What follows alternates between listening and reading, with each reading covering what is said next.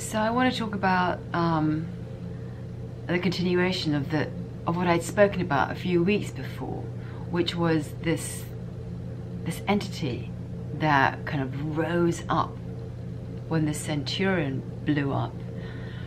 And this entity, this physical, it was a physical, like an alien. It was a thing inside of me, and it was being pushed about because it's like a cancer being pulled out every time I'm in ceremony. And one of the most amazing things I realized was this entity that was being removed was the thing that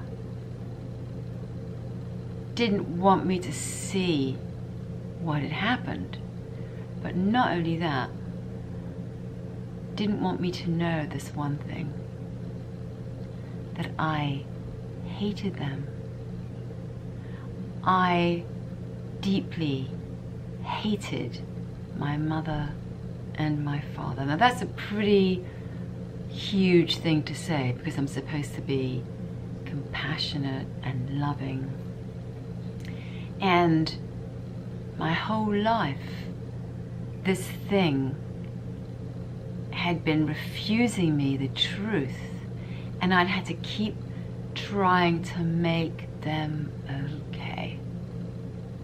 But deep down, I hated them, and I couldn't accept that I absolutely hated both of them for the sexual abuse, for the abandonment, for the neglect, for the lack of love, for every cruel moment where there was no love, which is all the time.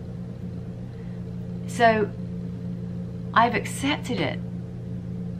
I finally said, yeah, I fucking hated them, and I hate them now. And that is my final liberation.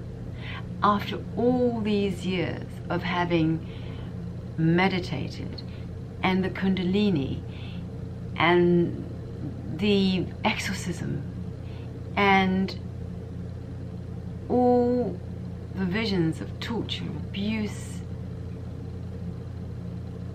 I couldn't say, this is wrong. I had to make all of it okay. And I left the prison, and there's a sense of like I just disappeared. I feel like I've just disappeared. When I could say, I fucking hate you. I hate you, and I hate you. Because one person hated children, did all the abuse, but the other one was a conspirator, was the wingman, was the one that went along with everything. And you know what? It's okay to hate. Because the fact that I had no access to my rage, the fact that I had no access to my anger, no access to the emotions, kept me in prison, kept me infantilized. And there was something always that said, you can't challenge them. They have to be right. They're your parents. You can't think that they're wrong. There's something wrong with you. And I could never, I was so deeply, I felt so guilty, I felt so bad, I felt so terrified that I could never bring myself to say, I hate you. And people say, oh, it's terrible to hate. No. No. You have to be truthful about whatever it is that you feel, and understand why it is that you feel. And our feelings are part of us because they tell us what's going on. They tell us, this isn't good, this is wrong. And I had no access because I was so pushed down and refused and laughed at and judged and abused, and all the time I had to suffocate any feeling and make that world of theirs okay. Well, it's no longer okay, and it's not just a thought in my head. This whole physical entity that it roars out of me like it was so did not want to leave. It was a thing that I saw in the Kundalini in the attic who I thought was someone else. Who's that monster in the attic? You have to go home and fix that monster. That monster was my own physical, energetic entity built to refuse my feelings and to make them okay. And I could never face it because it was them saying, don't you ever question what we do. Because if you do, you're gonna die. We won't like you. We've already told you how ugly, how wrong, how fat, how we've just smothered you, and we've abused you sexually. And that's okay. We can do that. And you need to glorify us and make us feel okay. Incredible. The terror, the abuse of children. I have no words for what this evil is. It's evil. No other word for it. So, after all these years,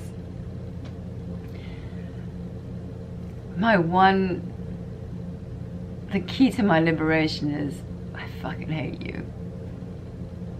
And I say it with joy because I'm liberated from it. I can finally, I got past the monster.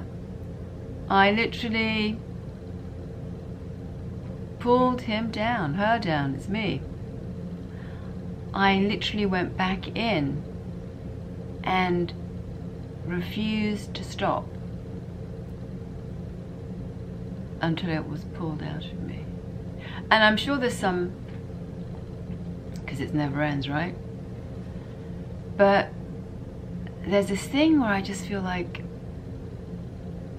I've disappeared. I haven't disappeared. The thing that was refusing me, that kept me infantilized, that kept me like a child, that kept me from seeing the truth, that wall has been demolished. And it's not a thought. It's a physical, tangible energy that lived inside of me, that ruled everything, that has kept me imprisoned and small. And only by facing it day after day, by just going into it, even with the distractions, and you know, affected everything, my work, everything. So I've just hardly done any. I've tried, but it's almost like the universe said, yeah, you gotta face this till the end. You gotta bring this thing down. So my phone hasn't rung. It's been like this, like fucking arid land. I don't know what I'm gonna do, but I think I will know. Now, yesterday was an incredible day of deep, deep sadness. After the, literally this thing was, it was up on its head. I was up on my knees. Like it was just like, it did not want to go. It did not want to go. And I could just see that, just like this dam, like the water being pushed through this dam. Like, and I'm like, you know, I want this thing out. I want this thing out. And I can accept that I hate them. And that's a really good thing. Because it means that I'm here again. I don't have to pretend that I like them. Or that I can, you know, make it okay. And I think it was interesting because I have a beautiful little niece, and I would send her tons of presents. She's 4 or 5, and I realized I was doing that because I wanted to somehow make this family work. That it was untenable, and I was doing it subconsciously. It was untenable to have it as it was. Although I didn't even realize that I had so much anger. But I realized that I just kept doing that to somehow relive a childhood I never had. And it's okay. I mean, I'll keep sending her gifts. But I was trying to heal my own child. And I realized you can't heal with kind of plammy-whammy sweetness. You have to heal with courage. You have to heal with truth. And you have to heal with something much bigger. I mean, there's no way I would have gotten here without Great Mother Ayahuasca, great plant spirits, great ancestors, all of whom have shown up every day. It's been literally like a battlefield of the dark versus the light. I was literally kidnapped by dark forces. And then I had this beautiful breakthrough.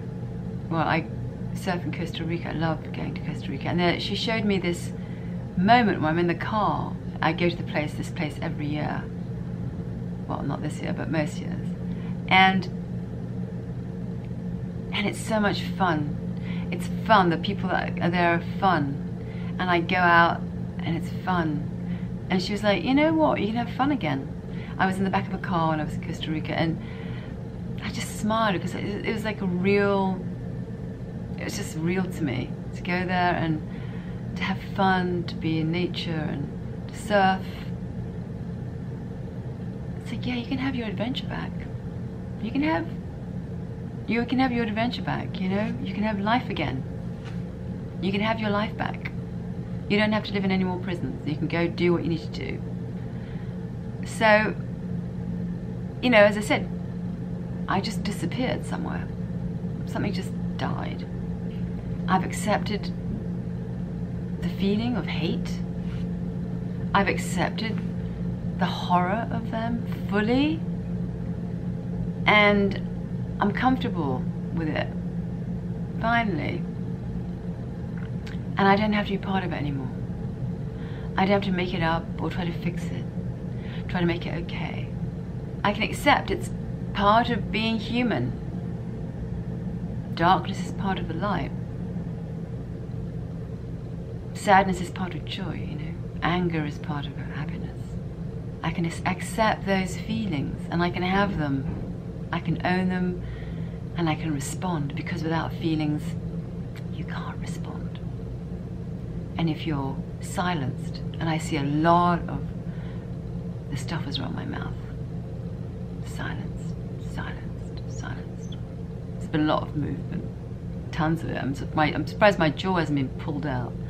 So I just wanted to share in the jubilation and the realization that coming home is tough and it's never what you think it's going to be.